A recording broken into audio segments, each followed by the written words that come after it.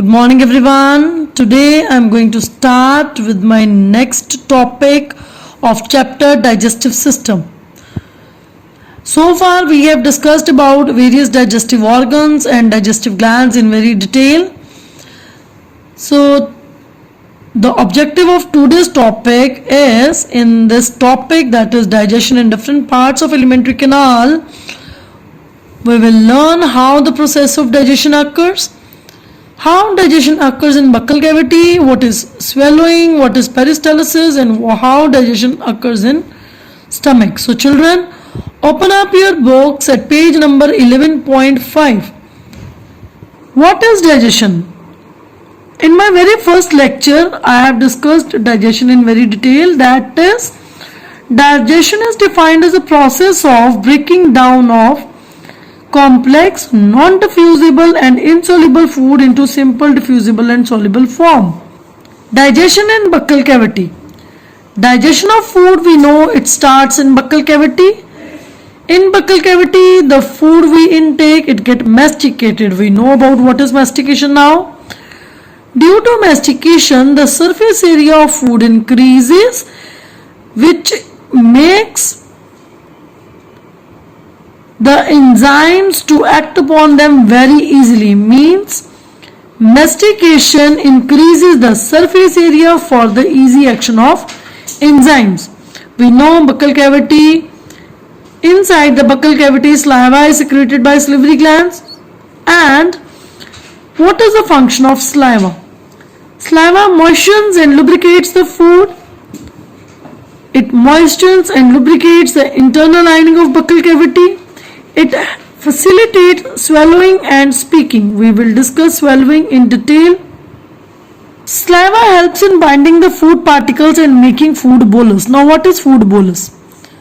This is a term, bolus. Bolus is a small rounded mass of chewed food that is formed at the moment of swallowing. Saliva also stimulates the taste buds and allows us to know the taste of food. We know saliva contains two enzymes we have studied earlier. These are salivary amylase and maltase. Salivary amylase converts starch into maltose.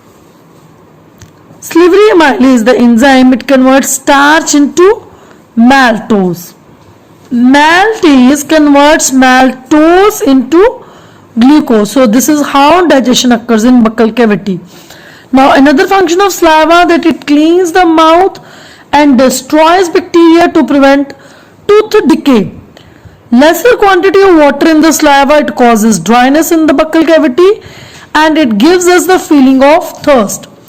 It induces the urge to drink water and thus helps to maintain water content of the body.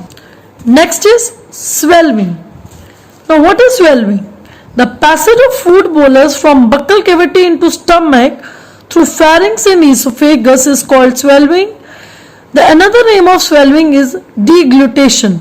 Now see how the process of swallowing occurs. We know this is buccal cavity, this is nasal cavity, and this is tongue. We have discussed this diagram earlier also. Now when we eat food, the tongue is pressed against the soft palate, which pushes the food bolus at the back to the pharynx, and then food enters into esophagus and then finally enters into stomach.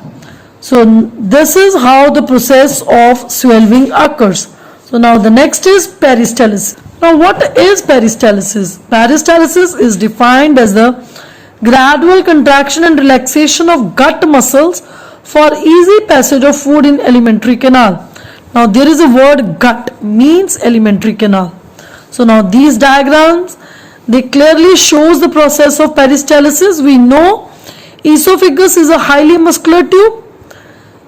So the muscular tube, the muscles of esophagus, they gradually contract and relax, which passes the food forward like this, and ultimately the food will enter into the stomach.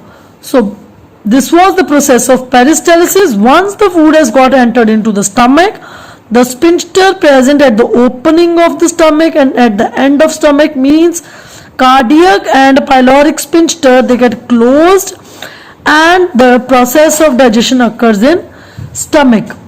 Sometimes due to certain infections and some other problems, this cardiac sphincter does not closes properly, which allows the food to pass back into the esophagus, which may lead to vomiting, and we have discussed regurgitation also.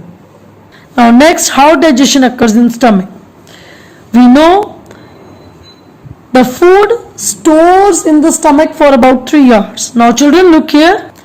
In stomach, both the cardiac and pyloric sphincter, they get closed when the food has got entered. When the food is there in the stomach, the muscular walls of the stomach, they keeps on churning process, they starts a churning process, due to which the larger particles still present in the food bolus, they get converted into the smaller particles so that the enzymes can act upon them very easily. So next is the lining of stomach is having so many gastric glands. These gastric glands secretes gastric juices. Gastric juices, they have certain enzymes, these we are going to discuss, and HCl. Now see how these enzymes they work on. HCl kills bacteria. HCl converts inactive pepsinogens. Children, in my previous lecture I have told you to remember these words: inactive enzymes, pepsinogen and prorenin, into their active form, that is renin and pepsin. So HCl converts inactive prorenin into renin and it converts pepsinogen into pepsin. Renin and pepsin, these are the active forms. Now renin causes curdling of milk by converting soluble milk protein casein into paracasein. Casein is a milk protein, so renin converts this casein into paracasein. Now see, active pepsin converts whatever the protein content in the food into their simpler form, that is peptones and proteose. Now proteins, they get converted by pepsin into peptones and proteose. Now children, look here. Due to churning, mixing, partial digestion, the food in the stomach get converted into a thick paste that is called chyme. This is a new term.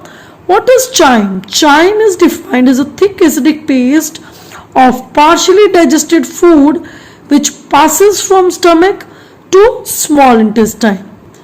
So children, with this our today's lecture is complete. In our next lecture we will continue with the next topic. So kindly read your books from page number 11.5 up till 11.7. Do all the back exercise question answers related to the topic on book and write terms and reasoning questions on copy. Thank you so much.